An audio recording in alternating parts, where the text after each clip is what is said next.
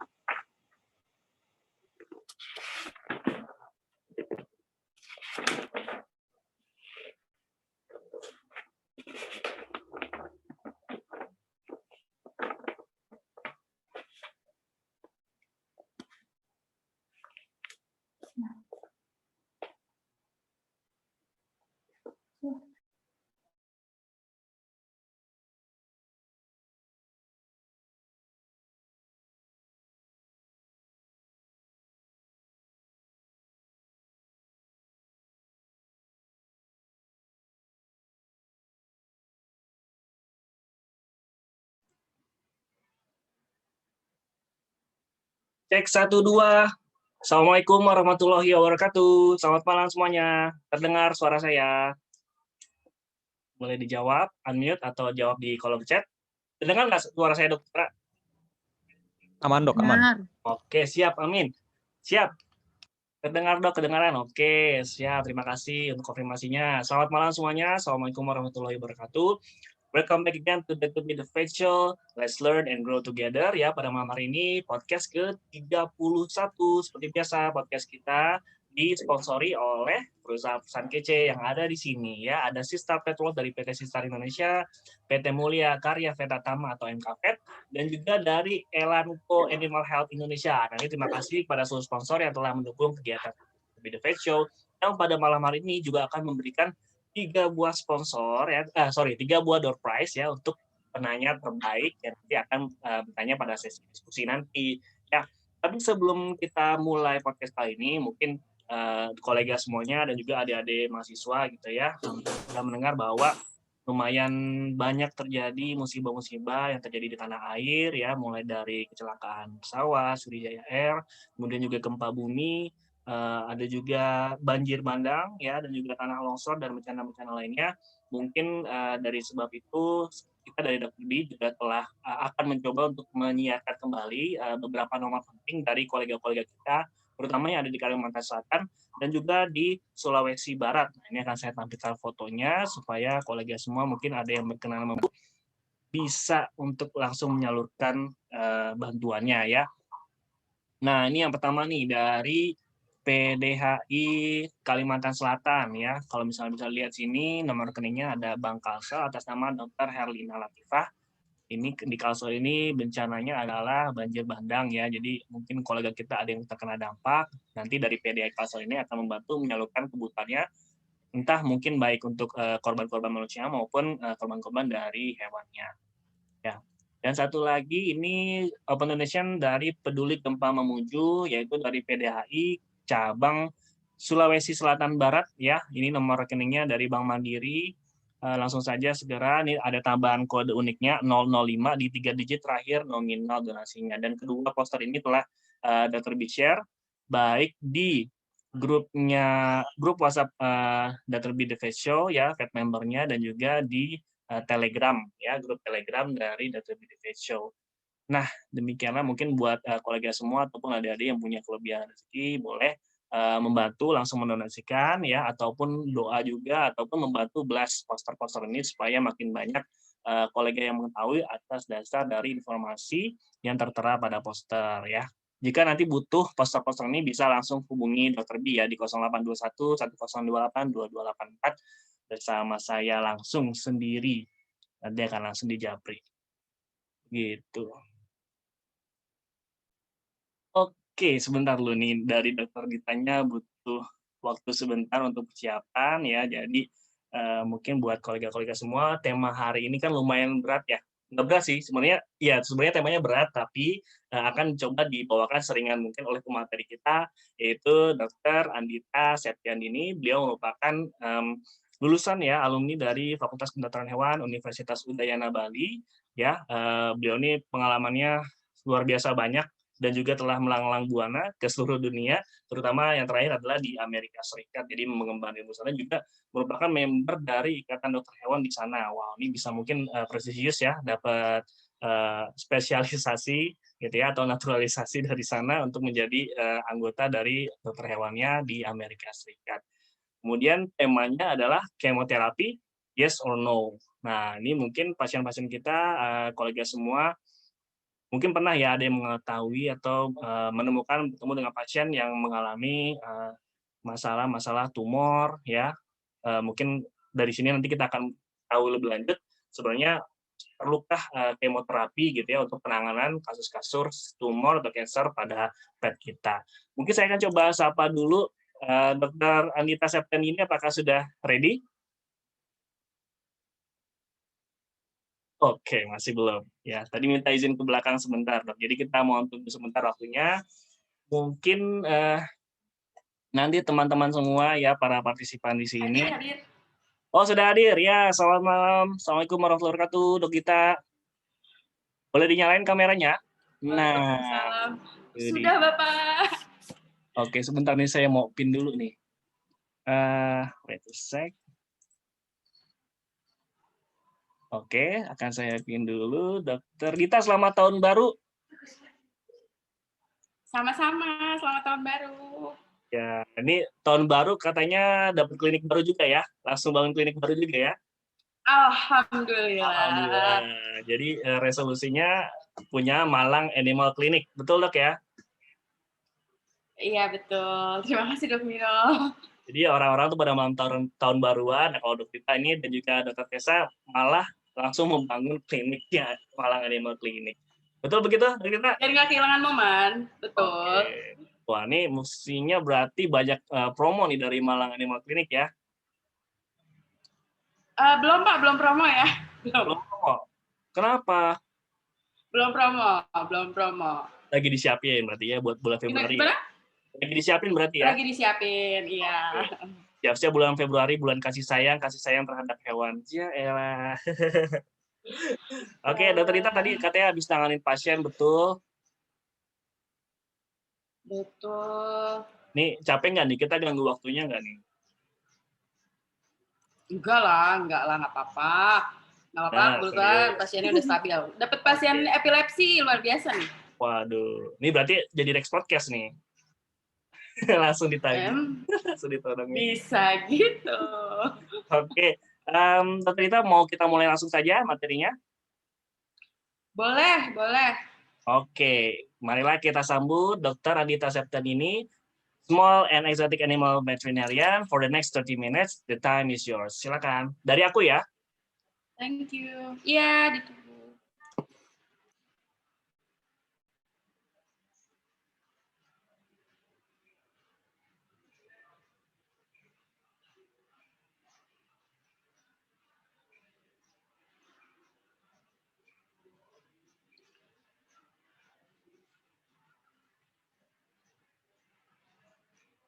Aku ini dulu.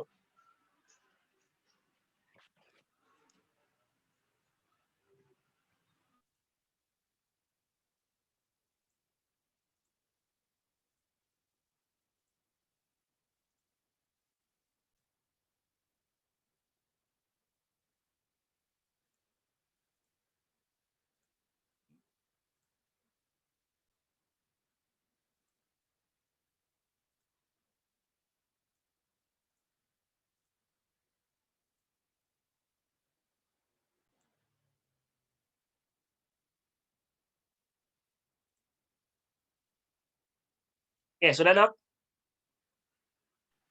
Sudah. Siap, monggo. Thank you, thank you. Halo semua, selamat malam. Terima kasih. Terima kasih Dr. Viva Show. Kita udah dikasih kesempatan nih untuk meet up di sini. Keren banget. Oke, malam ini saya dapat kesempatan luar biasa dari Dr. Viva Show untuk kita sharing mengenai kemoterapi. Sebenarnya ini pembahasan yang luar biasa panjang sebenarnya dan dalam. Jadi kalau bisa sih Dr. B ini dibagi per sesi kali ya. Jadi nanti ada kemoterapi 2 dan 3. Jadi sekarang saya berusaha untuk sharing pengenalannya dulu lah. Kemoterapi itu apa, goalnya apa, dan lain-lain gitu ya. Oke dok, bisa dimulai. Next. Baik. Jadi, selama ini kalau kita dengar mengenai kemoterapi, kita pasti awam dengan stigmanya. Stigmanya adalah side effect-nya, entah itu muntah-muntah atau badan kita jadi malah sakit, jadi malah lemah, dan lain-lain yang terjadi di manusia yang kita tahu. Bahkan di film-film ya banyak banget sangat-sangat dramatis sekali mengenai kemoterapi ini. Jadi kalau misalnya di kemo, kita tuh pasti sakit gitu, pasti jadinya sakit. Padahal sebenarnya pada praktikalnya di hewan atau di veterinarinya itu tidak semua anjing ataupun kucing yang mengalami side effect yang sama. Jadi sangat minim sekali sebenarnya side effect-nya, asalkan dosisnya sesuai dan betul. Kemudian di dunia veteriner sendiri, goal-nya itu mungkin sedikit berbeda dengan di manusia. Jadi kalau misalnya di manusia itu terapinya lebih ke kuratif. Jadi dia harus sembuh, pokoknya harus sembuh. Gimana caranya kansernya hilang atau remisi remisi itu tidak aktif atau dorman.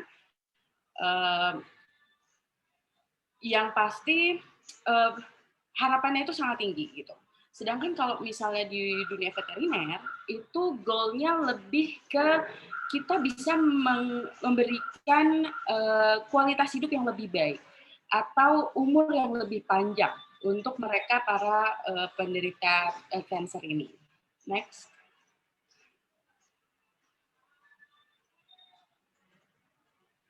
Next, Dok. Oke, thank you.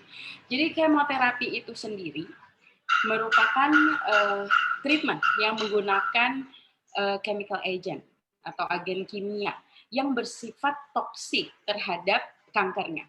Ada lagi satu stigma yang tersebar luas di awam bahwa kemo itu tidak hanya membunuh sel kankernya saja, tapi juga membunuh sel-sel yang sehat. Ya, betul sekali. Tapi tidak demikian dalam prosesnya, tidak menakutkan itu gitu. Jadi selama kita bisa mengatur dan mengetahui berapa lama umur hidup sel yang sehat, saat kita melakukan kemoterapi dengan tepat dan memperhitungkan itu dengan tepat juga, tidak akan menakutkan itu hasilnya. Kemudian bagaimana sih kemoterapi itu bekerja? Jadi kemoterapi itu bekerja dengan cara membunuh sel kanker yang sedang dalam masa perkembangan atau saat mereka sedang membelah diri. Kemudian macam-macam dari obat kemoterapi itu, macam-macam dari agen memiliki cara kerjanya masing-masing. Jadi berbeda-beda, sama kayak antibiotik gitu. Jadi ada yang memang merusak DNA-nya, genetik materialnya, kemudian ada juga yang menghambat pembelahan selnya. Next. Kemudian dari kemoterapi itu sebenarnya ada 3 jenis. Yang pertama adalah adjuvant kemoterapi. Adjuvant kemoterapi ini digunakan sebagai terapi setelah surgery. Jadi setelah pembedahan tumor atau pengangkatan tumor misalnya, dan pada saat itu terindikasi bahwa sel kansernya bermetastatik atau mulai membelah diri dan menyebar ke area-area yang tidak mungkin kita angkat misalnya, atau terlalu dalam, atau sistemik seperti di darah. Nah, ini kita melakukan adjuvant kemoterapi. Kemudian, next dok, sorry. Baik, ya, kemudian ada paliatif kemoterapi. Ini digunakan pada kasus di mana saat tumor atau kanker diindikasikan tidak akan mencapai masa remisi, tidak akan mencapai masa dormannya, dia akan berkembang terus, maka dilakukan paliatif kemoterapi yang tujuannya ini hanya untuk memperbaiki kualitas hidup dari si hewan tersebut. Contohnya osteosarkoma. Ini sering sekali terjadi. Kalau misalnya osteosarkoma itu misalnya menyerang alat gerak atau lokomotorik di area bawah misalnya, itu bisa kita lakukan surgery, misalnya amputasi, kemudian kita lakukan adjuvant terapi, kemungkinan besar bisa. Tapi saat osteosarkoma ini menyerang tulang-tulang di area yang memang sulit untuk dilakukan surgery, maka dilakukanlah paliatif kemoterapi. Next, dok. Baik, ini tipe yang ketiga, neoadjuvant. Ini neoadjuvant adalah tipe kemoterapi yang baru. Ini inovatif sekali. Jadi kemoterapi dilakukan sebelum operasi, sebelum surgery misalnya, atau terapi lainnya, misalnya terapi radiasi atau hormonal terapi gitu. Jadi kemoterapi dilakukan prior sebelum terapi yang lainnya. Nah, ini dimaksudkan untuk meningkatkan keberhasilan terapi sesungguhnya, terapi intinya, misalnya surgery ya. Jadi tujuannya adalah neoadjuvant ini memberikan terapi untuk sel kanker, dia mengecil atau tumornya inaktif, sehingga atau memadat biasanya, sehingga lebih mudah dilakukan surgery. Next. Baik, ini dosisnya. Jadi dosis untuk melakukan terapi kemoterapi ini berbeda dengan saat kita menghitung dosis untuk obat-obatan yang lain. Jadi kemoterapi ini kita menggunakan namanya body surface area, BSA, dan ini tidak dilakukan hanya di hewan saja, tapi di manusia pun masih menggunakan BSA. Rumusnya dapat dilihat sendiri. Ini agak susah sebenarnya ya, karena saya nggak suka matematika, jadi saya suka bingung kalau lihat akar-akaran kayak gini. Jadi lebih gampangnya dan lebih pastinya saya selalu pakai conversion gitu, karena kita udah punya conversion dan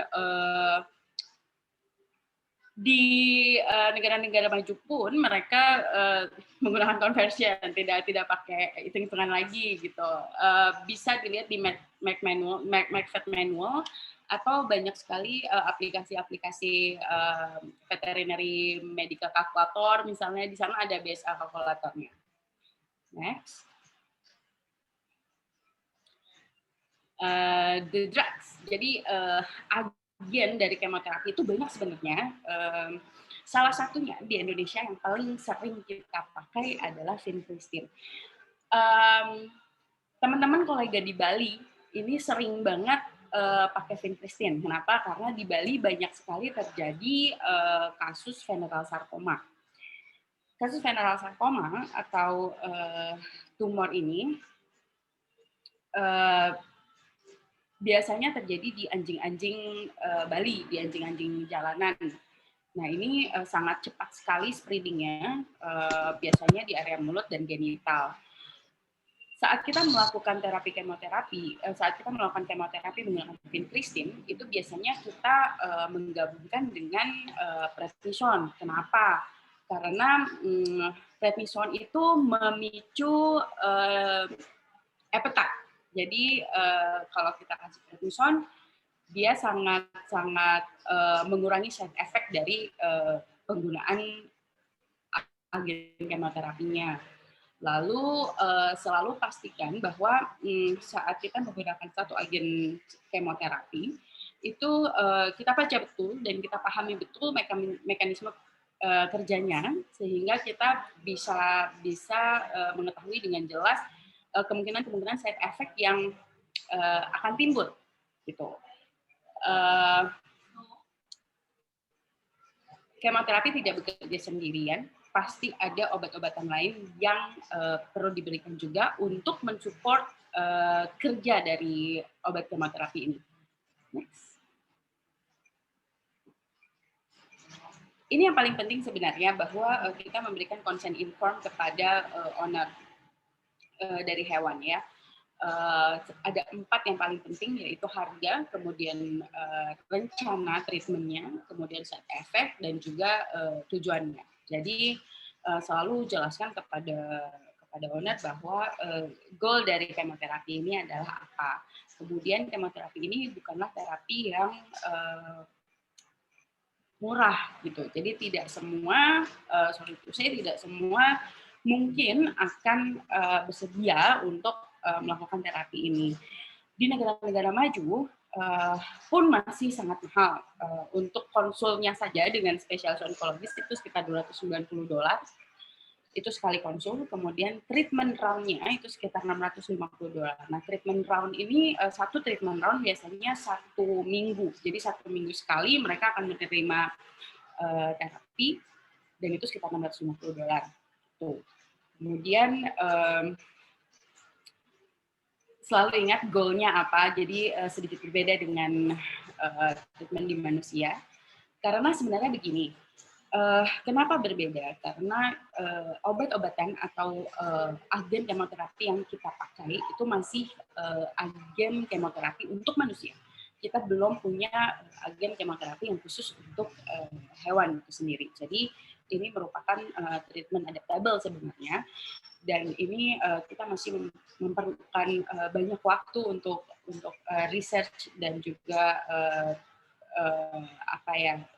pembuktian, proofment bahwa ini berhasil dan lain-lain gitu. Jadi untuk mengcover itu, tapi daripada kita tidak melakukan apa-apa, jadi ini perlu dilakukan juga gitu. Jadi untuk menjaga agar harapan-harapan ini tidak terlalu tinggi nantinya, menghindari kekecewaan di berbagai pihak, maka kita selalu harus mengedukasi goal dari terapi kemoterapi ini di hewan seperti apa. Next. Nah, kemudian ini yang paling penting saat kita melakukan kemoterapi di klinik, bahwa kemoterapi itu sitotoksik. Jadi efeknya banyak saat kita terpapar jika kita terpapar agen kemoterapi ini bisa secara genetik mutasi, bahkan kita juga bisa kena kansernya atau birth defect. Gitu. Jadi handling dan biosecurity-nya itu sangat penting dan bahkan sebenarnya ada short course hanya untuk bagaimana kita menghandling agen-agen kemoterapi ini. Jadi kita harus sedikit aware dengan ini bahwa ini adalah sitotoksik dan ini berbahaya. Next. Baik. Kebutuhannya. Jadi sebenarnya ada 3 red line dari kebutuhan ini yang memang seringkali terjadi di daily practical kita. Dan 3 hal ini dapat membantu kita memutuskan bahwa apakah dibutuhkan kemoterapi ini. Jadi yes or no gitu. Kemoterapi itu saat kita melihat sebuah kasus, apakah kasus itu memiliki resiko untuk menyebar secara luas, maka kita membutuhkan kemoterapi. Kemudian, apakah saat kita sudah melakukan pengangkatan tumor misalnya, apapun itu, kita melihat bentukannya, lalu kita biopsi, jika tumor itu sangat ganas dan lagi-lagi terindikasi terjadinya metastasi, kita perlu melakukan kemoterapi. Dan kemoterapi itu juga sebagai kontrol dari sel kansernya. Jadi kita bisa mengkontrol sejauh mana kanser itu bisa merusak jaringan yang sehatnya. Kemudian lagi ada kemoterapi yang memang perlu dilakukan sebelum melakukan terapi lainnya seperti surgery.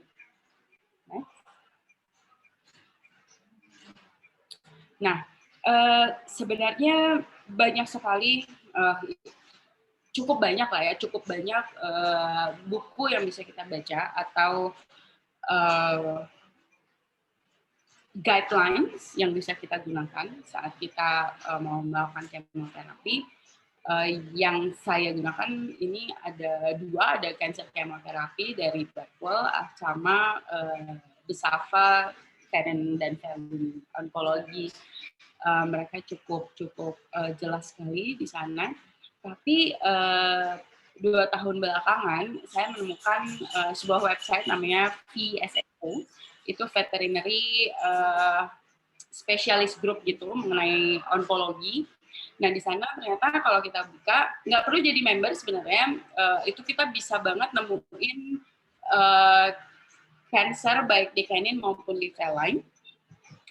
Dan di sana sangat detail tumor type-nya apa, tumor lokasinya di mana, treatment-nya sebaiknya apa, menggunakan agen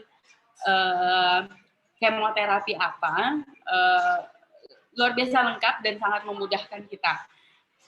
Jadi bisa coba dibuka vsso.org, itu luar biasa sangat membantu di kegiatan praktikal kita sehari-hari.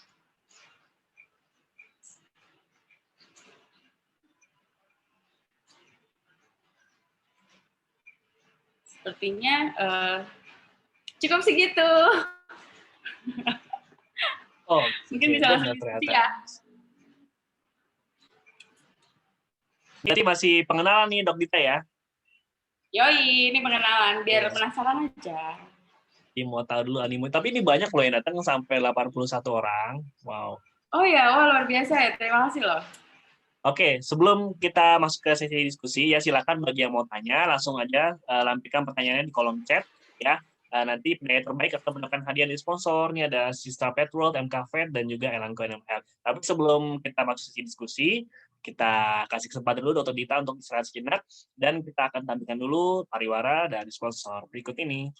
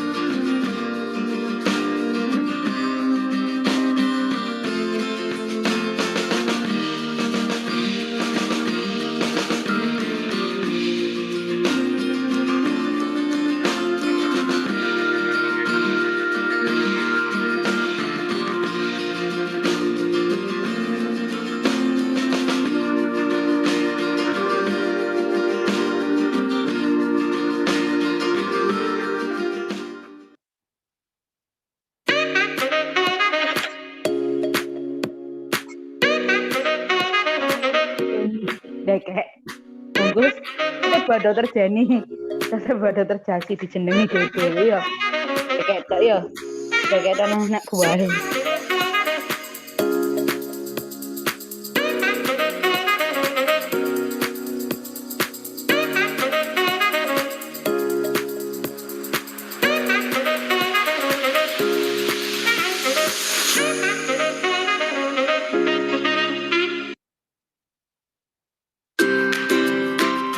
Halo, hari ini Debbie akan membawa kucing kesayangan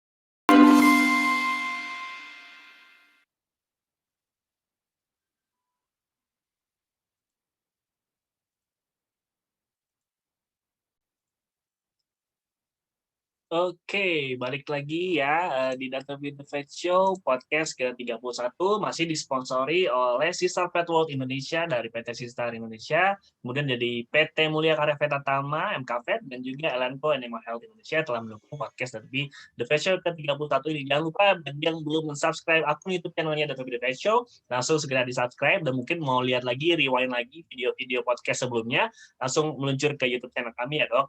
Dan jangan lupa juga untuk follow akun Instagram kami @dr.b_show dan juga akun Instagramnya Dr. Dita @docdit.dita ya, DOCDITA titik Dita ya. Kemudian juga jangan lupa untuk follow akun Instagramnya Malang Animal Clinic, yaitu kliniknya Dr. Dita itu sendiri. Dr. Dita sudah bisa kembali bersama kami. Sudah. Nah ini walaupun pendek ya presentasinya, tapi yang nanya langsung banyak banget. Oke, sebelum itu saya akan panggilkan dulu kalau saya Dr. Dermawan Saputra. Dr. Putra sudah ready untuk meng-lead sesi diskusi? Insya Allah. Siap. Mana Siap, nih Dr. Putra? Oke, monggo silakan Dr. Putra. Baik, ya selamat malam Dok Dita. Ini presentasinya walaupun singkat tapi sangat memicu ya. Memicu banyak pertanyaan. Betul. Oke, ini kita mulai aja langsung ya dari pertanyaan pertama dari Dr. Hewan Andos Rizal. Ini kita sambungin aja dengan pertanyaan sebelumnya dari Dr. Terayan. Jadi Dokter Tayan bertanya, kenapa untuk kasus kanker itu sendiri banyaknya terjadi di genital? Kemudian dari Dokter Andos Rizal, beliau sering menemukan kasus venereal sarkoma pada anjing jantan. Setelah pembedahan itu yang beliau lakukan itu terapi topikal dengan kalium permanganat karena di sana tidak ada vincristin atau sitotoksik lain. Dan dalam 2 minggu itu biasanya hasilnya bagus. Menurut dokter untuk terapi dengan menggunakan PK ini gimana, Dok? Oke, baik. Terima kasih Dr. Ayan dan Dr. Andos ya. Jadi kenapa kejadian tumor sering di genital? Sebenarnya tidak seperti itu. Jadi tumor bisa tumbuh di manapun, di organ manapun, di paru-paru pun dia tumbuh gitu. Cuman permasalahannya kalau misalnya jenis-jenis tumor seperti venereal sarcoma itu penularannya memang karena mereka viral, jadi mereka lewat endusan. Jadi kan kalau anjing itu suka cium-cium bagian anal ya, karena itu cara mereka berkomunikasi. Jadi dari situ tertular. Jadi selalu dari hidung ke genital, hidung ke genital, hidung ke genital gitu. Jadi tidak sering di genital, tapi tergantung dari jenis tumornya itu sendiri ada di mana. Kemudian untuk PK ini ya, permanganat kalium bisa digunakan, tapi saya saya sendiri belum pernah membaca proseduralnya tentang PK ini seperti apa gitu. Jadi yang kami tahu, yang kami pelajari sesuai dengan experience saya pun pasti menggunakan agen kemoterapi seperti vincristin contohnya. Gitu. Kalau berhasil, it's okay. Oke, kita lanjut ke pertanyaan kedua dulu, Dok ya. Iya. Dari Dr. Hewan Indra Setiawati, ini pertanyaannya, untuk vincristin itu sendiri bisa diaplikasikan ke sebuah jenis tumor nggak, Dok? Atau kalau misalkan ada yang ada nggak jenis tumor yang dia lebih mempan menggunakan vincristin daripada agen kemo lain, Dok? Iya, baik. Jadi memang setiap tadi sudah saya sampaikan bahwa setiap agen kemoterapi memiliki spesifikasi dan sistem kerja yang berbeda-beda, mekanisme kerja yang berbeda-beda. Jadi kalau misalnya vincristin itu memang kan mekanisme kerjanya itu mereka memutus polimerase ya. Jadi bagusnya digunakan untuk kasus-kasus yang kansernya spreading dengan cepat. Misalnya venereal sarcoma itu, jadi karena mereka viral, spreading-nya cepat sekali, maka kita pakai vincristin untuk memutus mata rantai pembelahan selnya.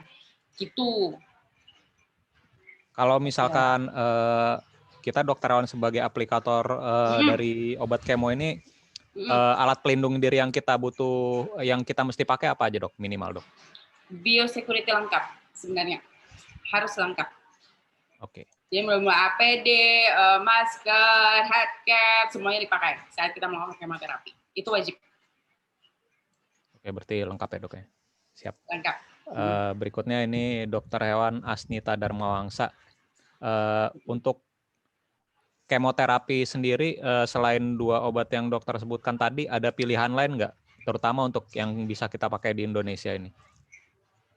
Iya. Jadi sebenarnya makanya saya sampaikan vincristin karena yang tersedia di Indonesia dan mudah didapat itu vincristin. Tapi mungkin banyak sebenarnya banyak banget agen kemoterapi lainnya dan bisa didapatkan dengan cara-cara yang khusus juga, misalnya bisa atau hand carry dari luar bisa kita pakai. Tapi di Indonesia yang saat ini tersedia itu vincristin dan mudah sekali didapat. Oke, berarti sementara vincristin, Dok ya. Obat andalan. Sementara, iya. Obat andalan. Berikutnya ini dari Dr. Hewan Laksmita Patmaningrum, pertanyaannya, adakah pengaruh usia hewan dengan kemoterapi ini sendiri, Dok? Pertimbangannya apa untuk usia itu? Apakah dosisnya atau ada hal lainnya? Dan apakah harus didahului dengan operasi atau langsung kemoterapi, Dok? Ya, jadi sangat-sangat berpengaruh ya, umur hewan berpengaruh. Kenapa? Karena umur hewan related dengan umur sel atau umur jaringan atau umur organnya itu sendiri. Gitu. Jadi semakin dia tua, semakin lama regenerasi selnya. Itu yang harus benar-benar diperhitungkan saat kita melakukan kemoterapi. Jadi saat kita melakukan kemoterapi, kita memasukkan agen pembunuh sel, itu kita harus korelasikan dengan berapa lama sel baru itu akan terbentuk. Sel baru yang sehat akan terbentuk itu berapa lama. Jadi setiap jaringan memiliki umur sel sendiri. Jadi kita harus research dulu nih sebelum melakukan kemoterapi, jangan sampai salah. Karena kalau kita salah perhitungan, sel sehatnya akan rusak atau pertumbuhan selnya tidak akan mengejar daya kerja atau mekanisme kerja dari si agen kemoterapinya itu sendiri. Jadi yes, itu sangat berpengaruh dan itu sangat berkorelasi dan itu sangat perlu dipertimbangkan sekali. Kemudian operasi dulu atau kemoterapi dulu, tergantung dari kasusnya. Kalau misalnya seperti mammary gland cancer, ya, jadi ada beberapa kucing atau anjing yang menderita mammary gland cancer. Misalnya dari 6 payudaranya itu semuanya terkena cancer. Kalau kita surgery dulu, resiko yang mungkin dihadapi adalah bleeding, pasti.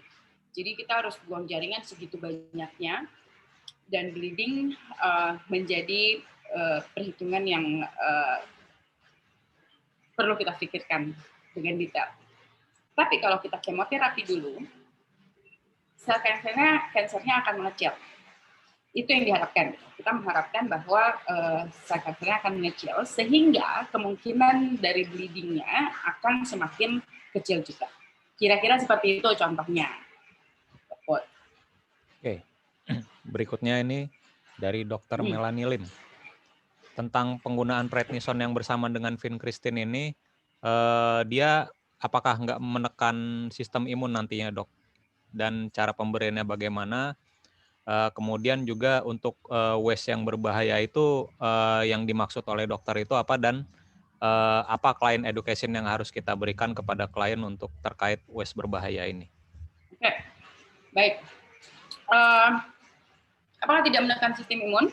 Sebenarnya justru kita perlu menekan sistem imunnya. Karena terkadang sistem imun itu mengganggu mekanisme kerja dari agen kemoterapi itu sendiri.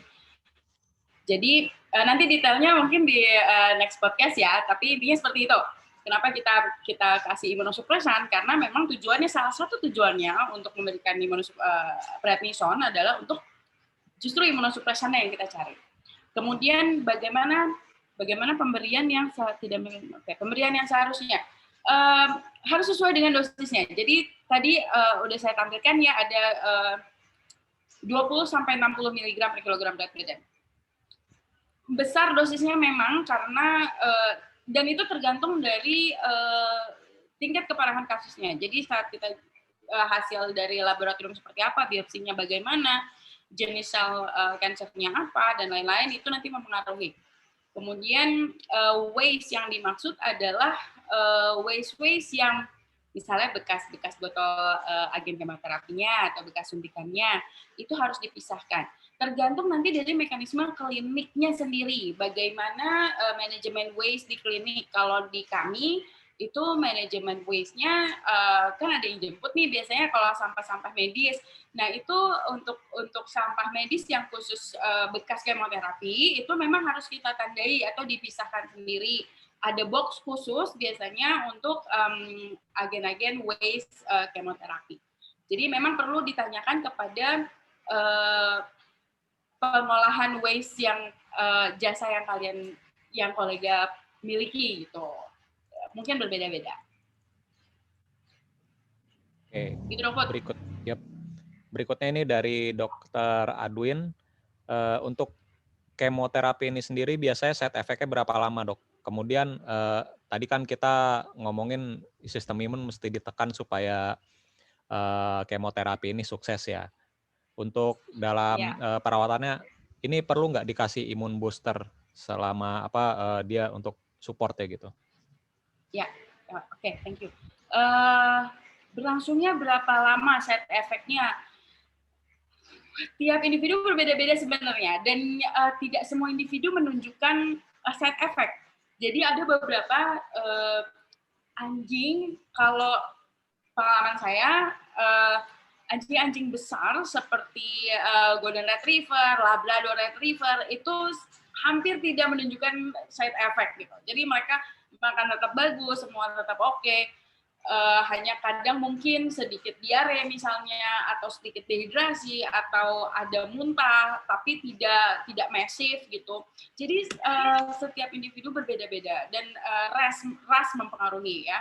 Kemudian apakah bisa disupport juga dari imun booster? Ya, setelah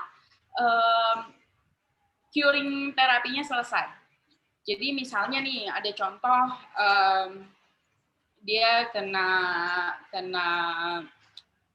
limfoma misalnya gitu. Kemudian kita treat kemoterapi 2 kali misalnya dalam 2 minggu, seminggu sekali kita kemoterapi. Nah, di kemo terakhir itu kita lihat limfomanya hilang dan kita bisa melakukan surgery, lalu kita surgery, kemudian selesai surgery bisa dikasih imun booster. Tapi tidak dalam masa curing kemoterapinya. Kira begitu.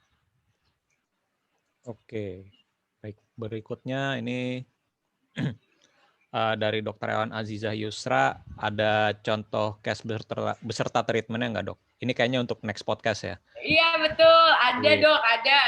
Aku udah siapin, tapi untuk next podcast ya. Oke, kita lanjut dulu. Dari Dr. Ewan Laili Muslihatul Fitri, ketika kita menemukan lump gitu, ada benjolan di tubuh pasien, langkah apa yang harus kita tempuh sebelum kita nantinya ujungnya ke kemo gitu, Dok? Ya, baik. Jadi diagnostik itu penting. Sebelum kita melakukan kemoterapi, rangkaian diagnostik itu harus dilakukan. Biopsi itu sangat penting bila kita di lapangan misalnya tidak ada laboratorium yang bisa yang dapat dijangkau untuk melakukan biopsi. Kita bisa melakukan smear misalnya untuk cari sel emas. Banyak yang bisa dilakukan, diagnostik lapangan yang bisa kita lakukan untuk membantu kita mendiagnosa. Jadi tetap sama seperti penyakit lainnya, kemoterapi adalah terapi. Jadi sebelum melakukan terapi, diagnostik itu wajib dilakukan. Gitu, Dokter. Oke, kita lanjut. Ini Dr. Hewan Tri Januardini. Untuk tumor ini sendiri, adakah pencegahannya gitu, Dok? Apa ada diet khususnya untuk dia mencegah tumor atau hal lain yang bisa kita lakukan untuk mencegah tumor ini? Iya, jadi tumor dan kanker sama seperti di manusia, kita semua memiliki sel itu. Jadi pemicunya pun berbeda-beda. Makan sehat, yes, perlu dilakukan, diet yang bagus, pemenuhan kebutuhan nutrisi, dan lain-lain. Namun di beberapa kasus pun anjing atau kucing yang nutrisinya tercukupi, gaya hidupnya yang dibuat oleh ownernya itu sangat luar biasa welfare, tidak menutup kemungkinan mereka memiliki tumor atau kanker. Bisa jadi mereka sudah punya secara genetik misalnya, atau pemicunya sangat mudah diterima. Misalnya gini, kucing itu awalnya alergik terhadap plastik bowl. Jadi kalau dia makan tempatnya plastik, itu mereka suka alergi merah-merah gitu ya. Kemudian mereka tetap di terapi, kemudian terjadi lagi di terapi, kemudian terjadi lagi. Akhirnya dia jadi sel emas. Jadi kanker gitu, jadi membesar. Nah, hal-hal seperti itu sering terjadi gitu. Jadi diet khususnya nggak ada ya, jadi ya hidup sehat gitu, pemenuhan nutrisi. Tapi apakah itu menjamin bahwa mereka tidak mendapatkan tumor atau kanker? No, itu tidak menjamin. Gitu. Kalau sterilisasi gimana, Dok? Sterilisasi. Dokter B, mana sih videonya nggak kelihatan mukanya? Nah, Oke, gitu Ya. dong. sorry. Maksudnya kalau sterilisasi kan katanya suka dibilang itu untuk mencegah kasus-kasus tumor. Nah, itu apakah benar atau gimana? Ikut yang tadi ya, Bisa. sebagai Itu- preventif ya. Iya, sebagai preventif bisa. Itu tapi kan tumor tertentu yang misalnya di genital yang memang mereka transmisinya melalui sexual attachment misalnya. Ya, tapi kalau misalnya leukemia ya nggak bisa, tetap aja mau di steril pun tetap bisa terjadi leukemia. Jadi ya bisa dilakukan preventif itu, tapi tidak menjamin. Gitu. Oke, sudah puas Dokter Binul? Kita lanjutkan ya. Berikutnya ini pertanyaan dari Dokter Nelly. Pertanyaannya, kapankah waktu kita terbaik untuk menyarankan kemoterapi? Apakah pada saat tumornya masih kecil atau misalkan ada ukuran tertentu di mana kita harus menyarankan kemoterapi? Kemudian juga terkait dengan usia, apakah ada yang perlu diperhatikan pada saat kita kemo di hewan tua maupun di hewan muda gitu, Dok? Oke. Kemo di hewan tua dan muda tadi udah sempat kita bahas ya. Jadi aku mau bahas yang kapan waktu yang terbaik untuk menjalankan kemoterapi. Saat kita sudah menerima hasil diagnosa yang kita lakukan. Jadi dari hasil diagnosa, dari hasil biopsi dan lain-lain, itu kita udah langsung bisa auto menentukan sih ini perlu kemo atau tidak. Kalau misalnya kecil, ya hanya perlu surgery aja ya surgery. Kalau misalnya kita hanya perlu surgery dan radiasi, ya lakukan surgery dan radiasi. Atau kita perlu ketiganya, radiasi, surgery, kemudian kita kemo juga.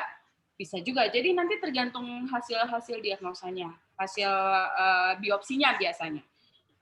Kita akan tahu jenis kansernya apa, misalnya benigna atau jenis tumornya apa, benigna atau maligna.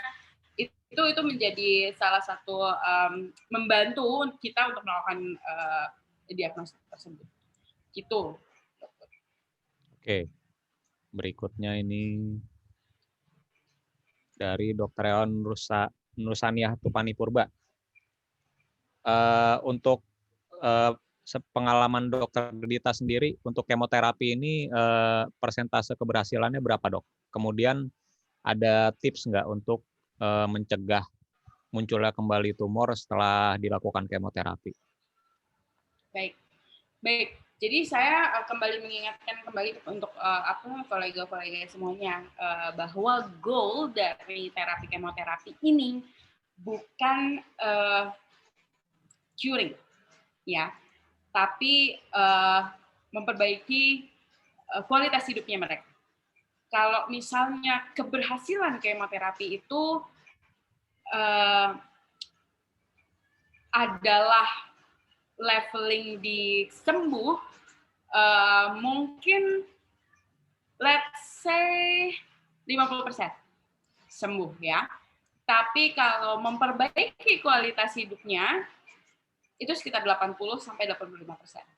Kenapa? Karena biasanya saat kita telah melakukan minimal 3 kali curing kemoterapi, itu mereka lebih bisa beraktivitas dengan normal. Misalnya, kalau misalnya lung cancer, kita lakuin kemoterapi.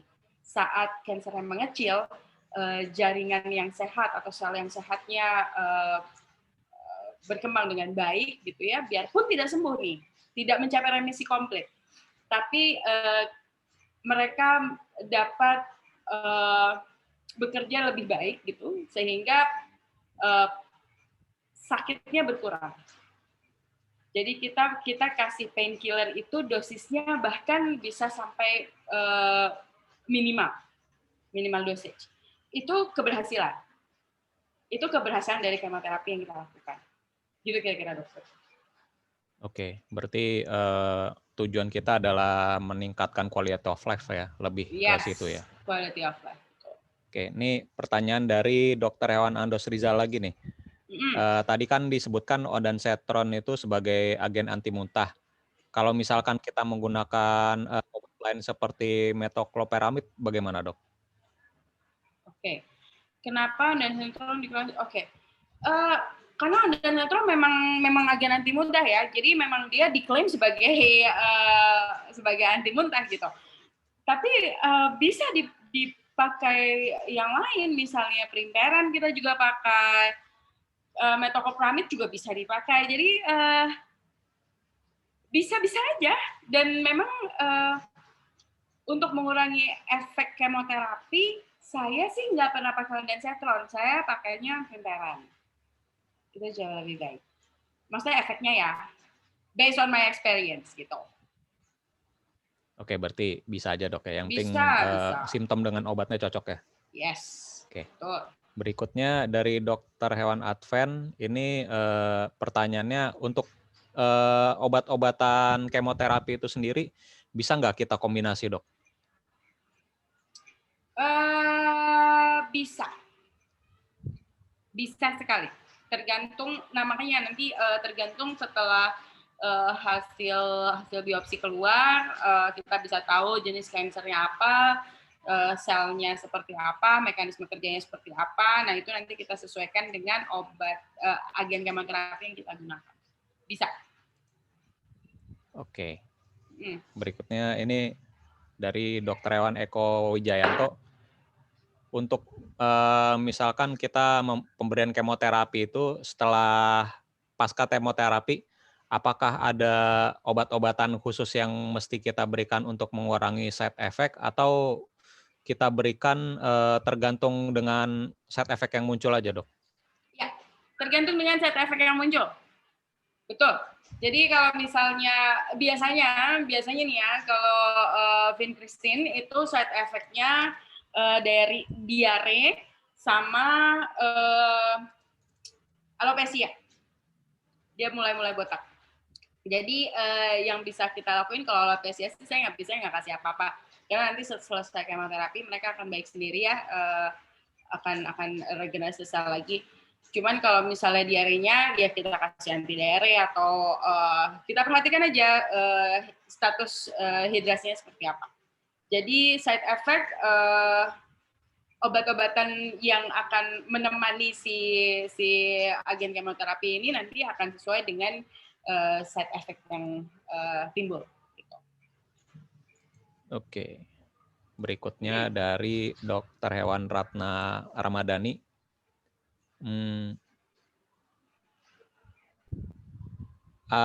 Ini pertanyaan yang belum terjawab aja ya.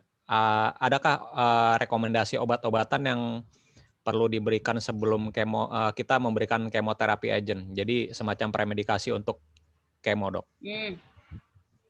Enggak sih sebenarnya, cuma tergantung nanti dari kondisi hewannya. Misalnya saat kita cek general check up sebelum kita kemo, itu biasanya kalau hewan tua ya atau obese itu kita temuin mereka diabetik misalnya. Nah itu perlu kita terapi dulu sebelumnya diabetiknya. Apakah memang saat kita lakukan nanti kemoterapi akan menambah resiko side effect-nya atau tidak? Apakah memang misalnya perlu diterapi dengan ametis dulu atau yang lain-lain gitu. Jadi memang tergantung dari kondisi hewannya. Setiap kasus berbeda-beda. Gitu. Tapi apakah diberikan adakah obat-obatan yang direkomendasikan? Tidak. Jadi tergantung dengan kondisi hewannya itu sendiri. Gitu. Oke. Berikutnya ini dari Dr. Hewan Abdullah. Pertanyaannya tentang keberhasilan pengobatan kemoterapi ini, faktor-faktor apa aja saya yang mempengaruhi, dok? Maksudnya keberhasilan ini hewan itu bisa sukses kemoterapi dengan minimal side effect yang side effect-nya itu tidak malah mengancam nyawa gitu, dok. Karena menurut pengalaman Dr. Abdullah ini beliau sering melakukan kemoterapi dengan vincristine dan hewannya itu meninggal. Ya, betul. Jadi vincristine memang jika kita tidak dengan detail sekali menghitung dosisnya ya, kemudian ada kondisi tertentu dari hewannya yang memang kita miss, itu resiko kematiannya ada. Dan tidak hanya vincristine, hampir semua agen kemoterapi seperti itu, tidak hanya di hewan, di manusia pun sama. Makanya karena mereka sitotoksik ya, mereka sangat berbahaya sekali, jadi penggunaannya harus sangat bijak sekali. Resiko kematian jelas ada, tapi jika kita melakukan itu dengan sangat detail dan berhati-hati sekali, insya Allah mengurangi resiko kematian itu sendiri. Itu dok. Oke. Berikutnya dari Dr. Hewan Amalia, ini saya tanyakan yang belum terjawab aja ya. Oke. Tadi kan disebutkan penggunaan prednison untuk imunosupresan ya. Misalkan adakah obat lain yang bisa digunakan untuk menggantikan prednison ini, dok? Rata-rata NSAID. Berarti NSAID apapun bisa dipakai ya? Yes. Bisa. Atau ada yang khusus nggak, dok? Nggak ada yang khusus sih. Golongan-golongan prednison, prednisolon itu yang paling sering kita pakai. Gitu. Oke. Untuk feses dan urinnya sendiri dari pasien yang kemo itu butuh ada waste management khusus nggak, dok? Feses dan urin tidak ada. Feses dan urin tidak ada. Hanya agen chemicalnya ada. Oke, baik. Berikutnya ini Dr. Rossi, ini pertanyaannya tadi kan disebutkan untuk melakukan kemoterapi harus diketahui atau kontrol dari sel kankernya sendiri sejauh mana sel kanker tersebut bisa merusak jaringan sehat. Ini cara kita untuk mengetahui ini bagaimana, dok? Iya, jadi gini, biasanya kalau misalnya kankernya atau kita tidak melakukan surgery nih ya, kita hanya melakukan kemoterapi aja gitu. Ada diagnostik X-ray misalnya, atau CT, atau kalau di darah kita bisa langsung cek darahnya. Jadi kontrol itu perlu dilakukan USG misalnya. Jadi jaringannya mengecil atau malah membesar misalnya. Atau saat kita X-ray kita menemukan bagian-bagian lain yang diduga kanker yang spreading misalnya atau metastatik di organ-organ yang lainnya gitu. Jadi kontrolnya ya seperti itu. Gitu kira-kira, dok. Oke. Berikutnya dari Dr. Hewan Afdal, ini pertanyaannya yang pertama, perbedaan vincristine dengan doxorubicin ini apa, dok? Kemudian yang kedua, ini mungkin udah terjawab ya, pemberiannya apakah bisa digunakan bersamaan dengan steroid? Kemudian untuk pertanyaan ketiga, untuk terapi oral papiloma, apakah bisa dengan autovaksin saja atau butuh kemoterapi, dok? Baik. Apa beda agen kemo vincristine dan doxorubicin? Sama-sama agen kemoterapi sebenarnya. Jadi sistem kerja mereka yang berbeda, dok. Nanti lebih jelasnya saya jelaskan di podcast selanjutnya ya. Tapi yang pasti doxorubicin juga sering sekali digunakan, tapi tidak di sini karena cukup sulit untuk mendapatkan doxorubicin di sini. Kemudian terapi oral papiloma dengan autovaksin bisa aja, dok, bisa banget pakai autovaksin. Bisa dengan kemoterapi juga boleh kalau misalnya dalam kasus tersebut Dok Afdal memutuskan bahwa ini nggak bisa nih hanya dengan autovaksin aja gitu. Kita harus pakai kemoterapi juga bisa. Jadi keputusannya itu nanti tergantung kasusnya dan tergantung dokter setelah melakukan diagnostik. Itu kira-kira, dok. Jadi kalau bisa atau enggak bisa. Oke. Baik, ini berikutnya dari Dr. Hewan Melina PSA.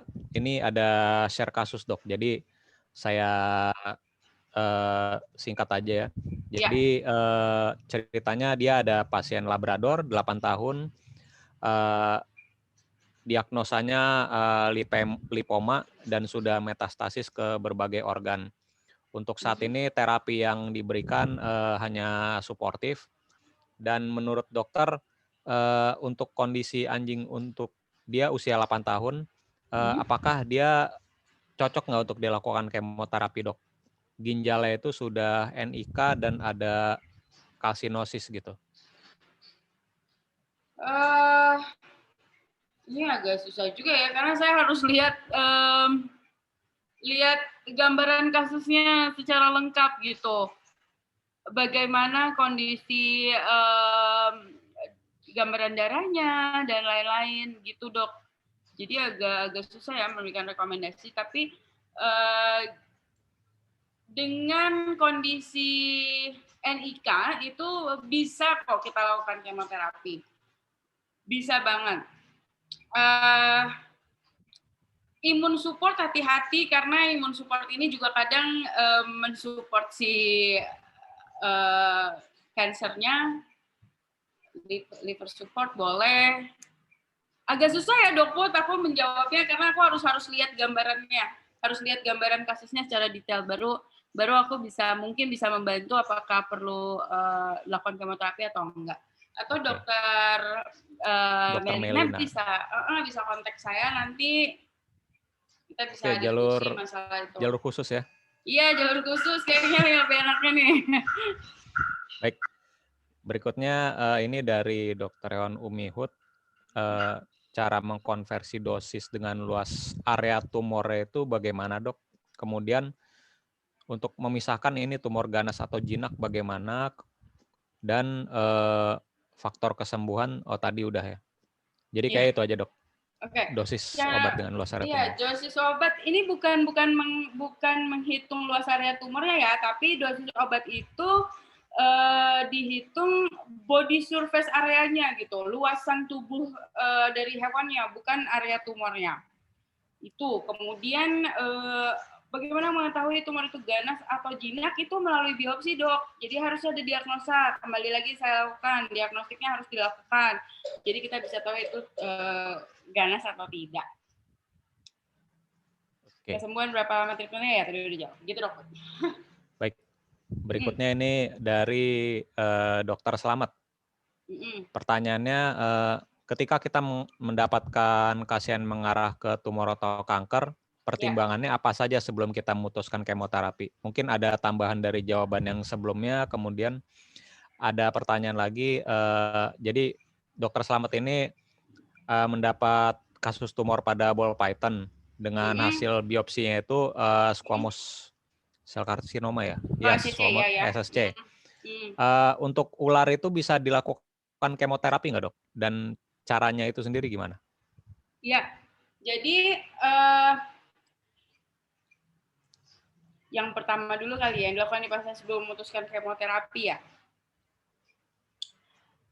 Pertimbangan apa saja yang harus dilakukan dan dipastikan sebelum memutuskan kemoterapi itu dari hasil biopsi, Dok. Ya. Jadi hasil diagnostiknya seperti apa, kondisi dari si kansernya seperti apa, apakah metastatik atau tidak, apakah jika kita tidak melakukan kemoterapi hewan akan survive atau tidak dalam kondisi kesakitan misalnya, dan lain-lain.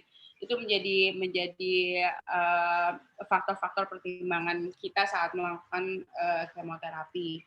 Kemudian untuk di reptil itu sendiri, Dok, ini masih jadi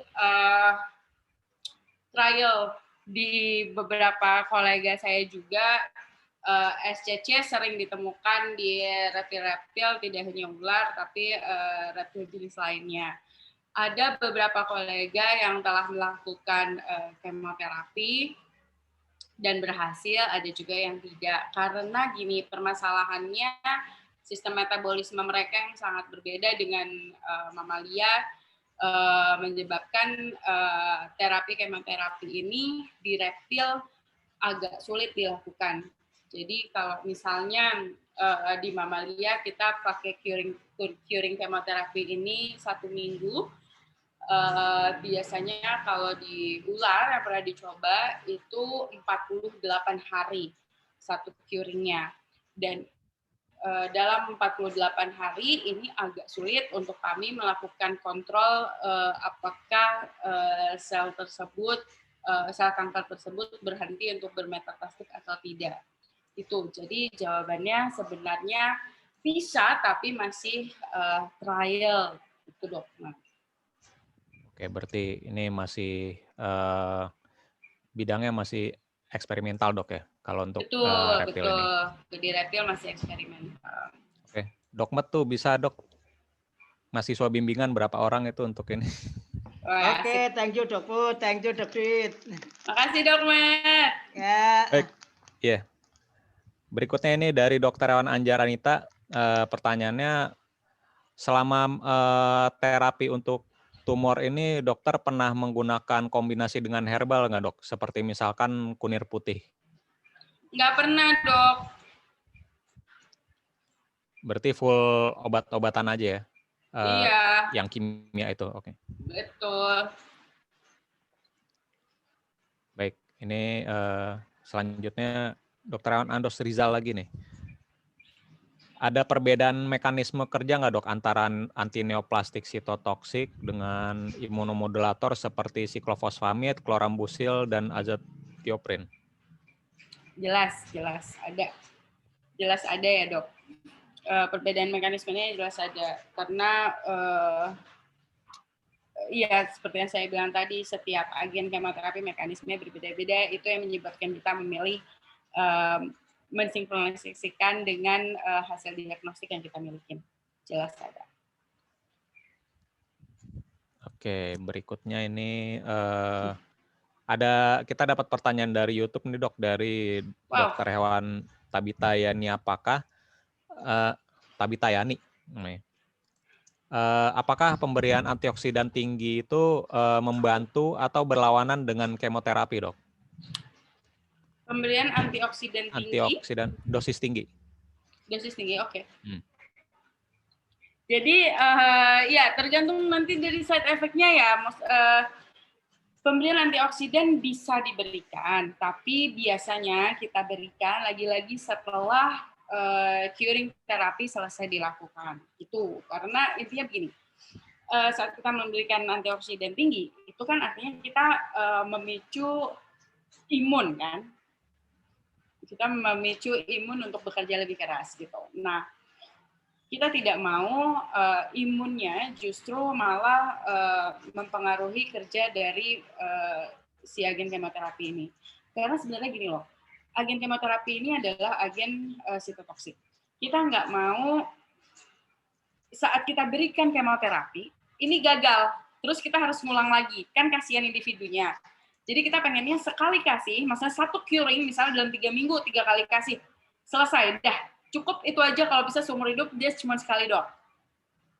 Gitu. Jadi kembali lagi selalu kita edukasi diri kita sendiri, goal dari kemoterapi di hewan itu apa, kemudian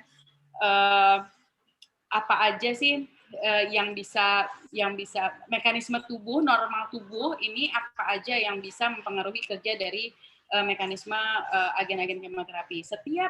Lagi saya ulangin bahwa setiap agen kemoterapi memiliki mekanisme yang berbeda-beda, itu yang harus kita pelajarin dengan detail sekali. Jadi jangan sampai ada kesalahan saat kita melakukan curing ini. Oke. Pertanyaan terakhir ini dari Dr. Hewan Lutfi Haidar, dok. Pertanyaannya ini dari YouTube juga nih. Oke. Jadi beliau ada pasien seruminosistomatosis di kucing. Misalkan kita tidak bisa melakukan ear ablation, kita perlu melakukan kemoterapi nggak, dok? Oke.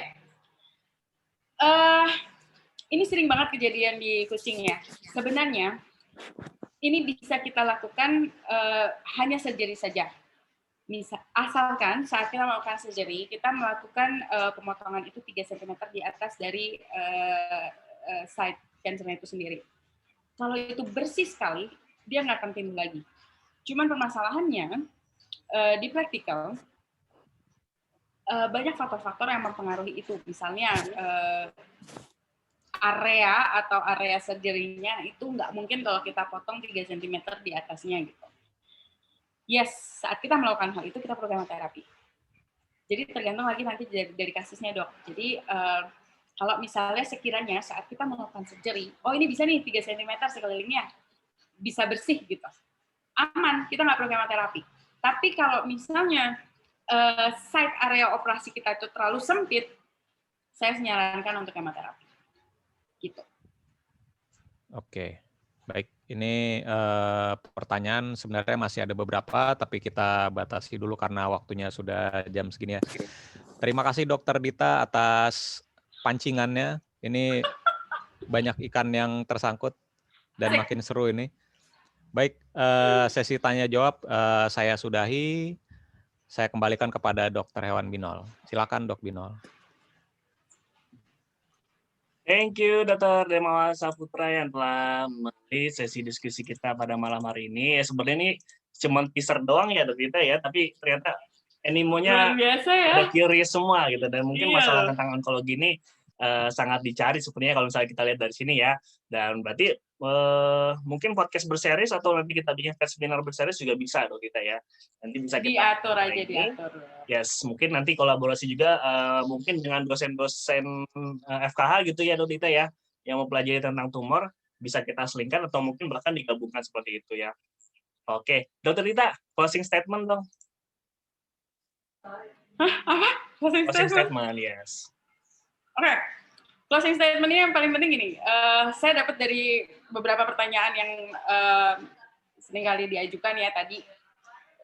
Benar-benar kita harus tahu goal-nya dari kemoterapi itu apa. Ingat bahwa goal-nya bukan kesembuhan.